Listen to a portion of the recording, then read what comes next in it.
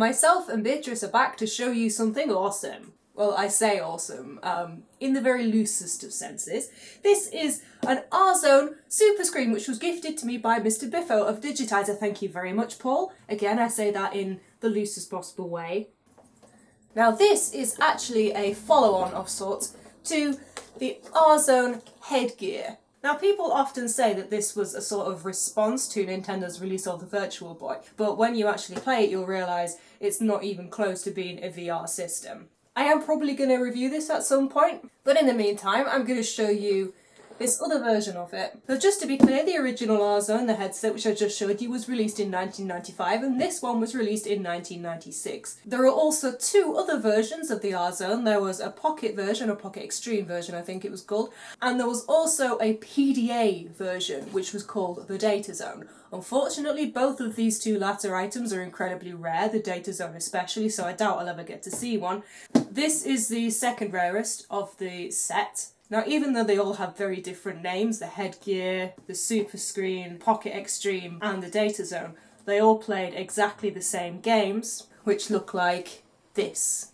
Now, before we have a look at the unit itself, I'm just going to show you the box. This is a pack-in version with Battle Arena Toshiden. It wasn't released just by itself, it always came with a game, so I wouldn't be surprised if it did come with other games packed in. This would cost you $29.99 in 1996, which was the same price for the original R-Zone headgear the previous year as well. Some exciting stuff going on this side of the box. Look at this kid! He's absolutely tripping balls over here! This kid is actually wearing the R-Zone headset, by the way. So I don't know why he's on the back of this SuperScreen version box. I mean, is he playing both of them at the same time? That'd be pretty intense, wouldn't it? Alright, let's have a look at it. Here it is! This is the actual console. As you can see, it's got a kind of weird form where it feels like it's meant to be ergonomic. But the thing is, it carries 4D batteries, which are really heavy. So it's quite difficult to hold. You can feel it in your wrists. But it is really meant to be put down on a flat surface anyway to play, so I did want to show you the actual battery compartment, but I can't do that because I don't have a screwdriver. You actually need to unscrew this entire panel and take it off to put the batteries in. But while we're here, I'll show you where the cartridge goes in. Now, this is the problem. It's so difficult to get the bloody cartridge out. Here we go, unicorn makeup brush.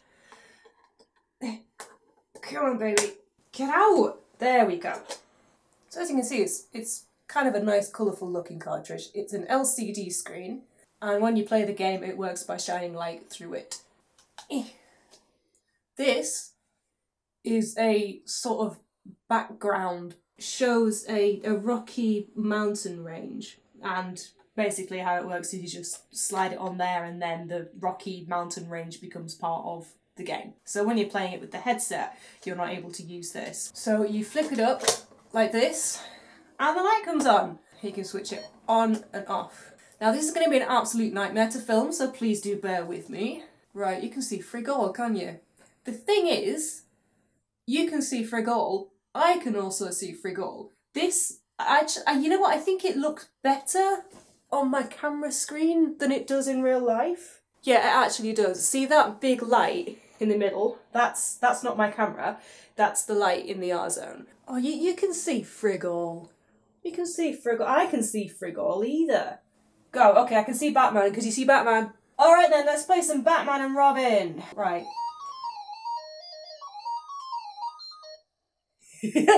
Right. Go on then. Get him. Get him in the face. Right, so look at that back kick he does. I love it when he does that because he throws his head back as well, but the rest of his body stays exactly where it was. So basically you've got a load of lads chucking themselves at you for no apparent reason. You can duck and you can jump up in the air as well to hit them. I think it's supposed to be like this is an area to beat up lads and then you can move on. A lad just chucked a barrel at me there. There we go, look, I'm having a walk. There's a lad. Get him. Oh, that's not a lad, that's a castle. Is Robin driving along. Is it Robin? I can't tell. You can see him better than I can, honestly. Right, go on then. So how this works is you've got to keep hold of the B button and it will drive along, like in a racing game, I suppose.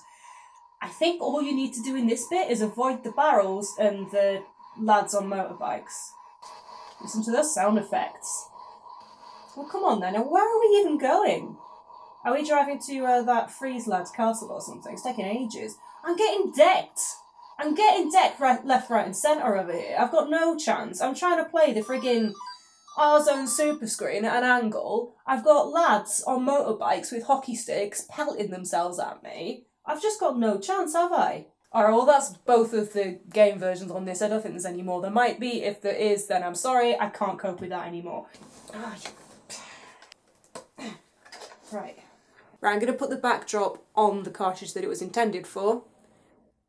This one. Which is a fighting game. So I'm sure that's going to be a lot of fun on this bad boy. I wish there was some way that I could stop that bright light in the middle from being so bloody bright, but that's just what you're stuck with. Oh. Oh, I think this is letting you select which character you want to be and which one you want to fight against. Bloody hell! Jesus Christ! Oh my god! Oh, this is just as bad as I thought it would be, if not worse. I can see Frigol. The music is going mental. It sounds like a chase scene. And I'm getting decked. I am getting decked. I'm just right. Get him. Get him. Get him. Go. There we go. It stays in the air for an awfully long time. I don't understand what is going on. And I don't understand how they were able to release this garbage. Oh, I think I died. Did I die? I feel like I've died inside. Yeah, there we go. Right, round 2. Going against some lass? No. Is that me on the left or is that me on the right? I can't sodding tell. But where are you going? Go have a little sit down. Little sit down. Jump in the air. I can't do this. I'm sorry. This is the worst fighting game I've ever played in my entire life. And I've played Pit Fighter on various platforms. Shut up. This is the only other game I've got. This is Virtua Cop.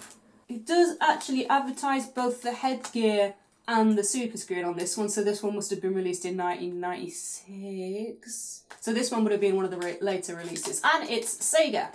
So, might be alright. There was a couple of Sega licensed titles, including Panzer Dragoon, and Knights was on here as well. Ooh, this one's got an overlay as well. Ooh. You can't use the backdrop thing on the headset gear thingy, so there we go. Virtua Cop in all of its high definition glory. Oh, God. Imagine if you were taken to the toy shop and you saw this and you were like, oh, this looks awesome, I'll get that instead of a Game Boy. Then you took it home.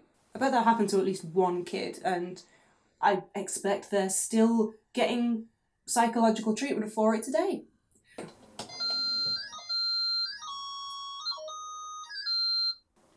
I can see frig all! I'm getting really angry now. I'm sorry, what the hell is happening here? But I've just got no clue what's happening here. Oh, am I shooting something? Yes, I am, look. Okay, so I've got a shooty thing down here. What's reload? What just happened? Well, there's a lad there. Kill him, he's got an axe. Well, he just decked me with his axe, because... Go on. What? So you've got a sort of crappy crosshairs, which you need to move over the lad with the axe. Oh, he's up there, look now. Shoot him. There we go. Shoot him. I've got no bullets left. Reload. There we go.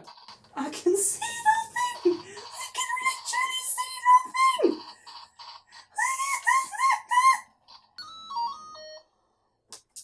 Well, that's that then. I refuse to play this anymore and quite possibly ever again. This is quite simply the worst game console I have ever played in my life. In fact, I think this one is worse than the headset R-Zone. You cannot see anything on this screen. It's so bad.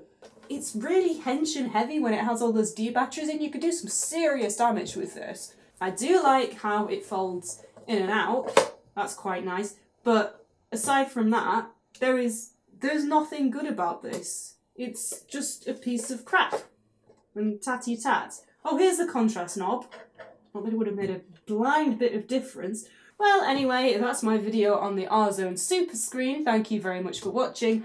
I'm gonna go and have a massive mental breakdown now, and I'll see you on the other side. Bye!